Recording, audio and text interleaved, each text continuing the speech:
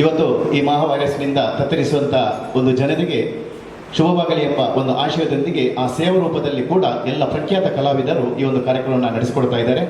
ಇವತ್ತಿನ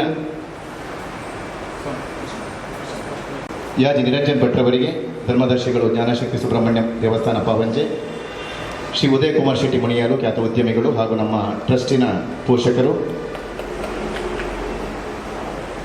ಶಶೀಂದ್ರ ಕುಮಾರ್ ಅವರು ಆಡಳಿತ ಮುಖ್ಯಸ್ಥರು ಜ್ಞಾನಶಕ್ತಿ ಸುಬ್ರಹ್ಮಣ್ಯ ದೇವಸ್ಥಾನ ಪಾವಂಜೆ, ಶಾನಾಡಿ ಅಜಿತ್ ಕುಮಾರ್ ಹೆಗ್ಡೆ ಅವರು ಆಯುಕ್ತರು ಮಂಗಳೂರು ಮಹಾನಗರ ಪಾಲಿಕೆ, ಸಂತೋಷ್ ಕುಮಾರ್ ಶೆಟ್ಟಿ ಮಾತಾ ಡೆವಲಪರ್ ಸುರತ್ಕಲ್ ಹಾಗೂ ಸಿ ಎ ಸುರೇಶ್ ಕುಮಾರ್ ರೈ ನಮ್ಮ ಟ್ರಸ್ಟಿನ ಕೋಶಾಧಿಕಾರಿಗಳು.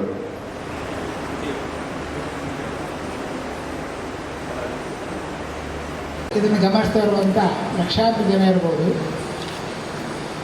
ಈ ಕಲೆಯಿಂದ, ಯಕ್ಷಗಾನ ಕಲೆಯಿಂದ ನಾನು ನನ್ನ ಅನುಭವದಲ್ಲಿ ತಿಳಿದಂತೆ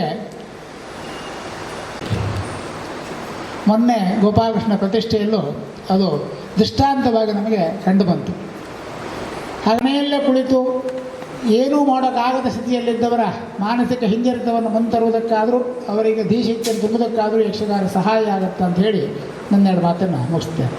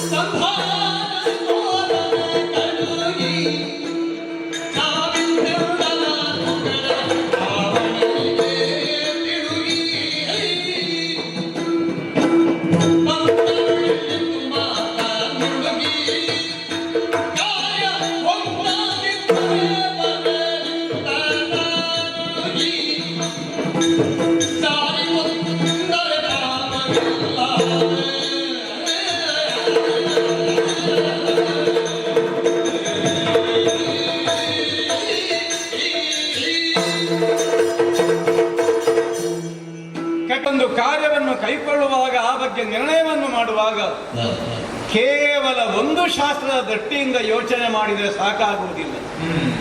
ಹಲವು ಶಾಸ್ತ್ರಗಳ ದೃಷ್ಟಿಯಿಂದ ಭಿನ್ನ ಭಿನ್ನವಾದಂತಹ ದೃಷ್ಟಿಕೋನಗಳಿಂದ ವಿವೇಚನೆಯನ್ನು ಮಾಡಿ ಒಂದು ಸಮತೋಲನ ತೀರ್ಮಾನವನ್ನು ಕೈಗೊಳ್ಳಬೇಕಾದದ್ದು ರಾಜನಾಜವನಿಗೆ ಸಮುಚಿತವಾದಂತಹ ವ್ಯವಹಾರ. ನೆನಪು ಮಾಡಿಕೊ, ನಿನ್ನ ಅಣ್ಣನಾದಂಥ ವಾಲಿ ಯುದ್ಧಮ್ಮೆ ರಾವಣನೊಂದಿಗೆ ಮೈತ್ರಿ ಬಂಧವನ್ನು ಮಾಡಿಕೊಂಡಿದ್ದಾನೆ.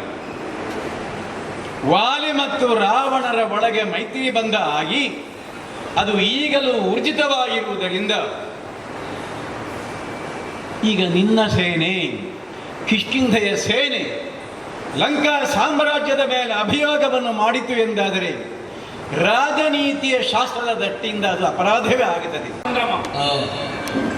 ಅಪ್ಪಣೆ ಕೊಡಿಸಿದನಲ್ಲ ನನಗೆ ರಾಮದೂತನಾದಂಥ ಅಂಗದ, ಹೊಣೆಯಿಂದ ಹೇಳುವುದಿದ್ರೆ ಕಿಷ್ಕಿಂಧೆಯ ಯುವರಾಜನಾದಂಥ ಅಂಗದ, ನೀ ಹೋಗಬೇಕು ರಾವಣನಲ್ಲಿಗೆ ಸಂಧಾನಕ್ಕೆ. ಒಂದು ವಿಷಮ ಪರಿಸ್ಥಿತಿಯಲ್ಲಿ ನಾವಿದ್ದೇವೆ. ಮುಂದೆ ನಮಗೆ ಗೊಂದಲ, ಮುಂದೆ ಏನಾಗ್ತದೆ ಅಂತ ಈಗಲೂ ತೀರ್ಮಾನಕ್ಕೆ ಬರಲಿಕ್ಕೆ ಸಾಧ್ಯ ಇಲ್ಲ. ಸಮುದ್ರವನ್ನು ದಾಟಿ ಸುವೇನಾದ್ರಿಯಲ್ಲಿ ಬಿಡಾರ ಹೂಡಿ ಯಾವಾಗ ತುರ್ತು ಪರಿಸ್ಥಿತಿಯ ಘೋಷಣೆ ಆಗ್ತದೆ ಅಂತ ಹೇಳಲಿಕ್ಕೆ ಬರುವುದಿಲ್ಲ ಲಂಕೆಯಲ್ಲಿ.